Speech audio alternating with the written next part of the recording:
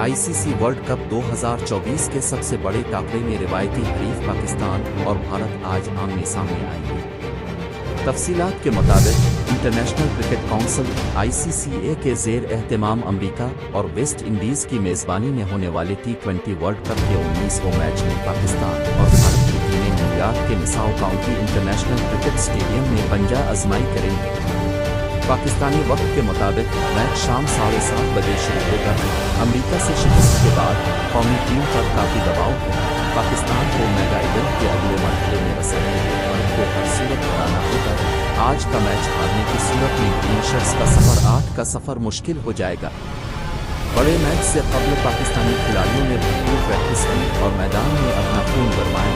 Coaches की निगरानी में बैटिंग, बाउलिंग और फील्डिंग की मशक़ें की गई। आज होने वाले मैच के लिए कौमी टीम में तब्दीली का फैसला किया गया है। आज़म खान को ड्रॉप करके उनकी जगह किसी दूसरे खिलाड़ी को मौका दिया जाएगा।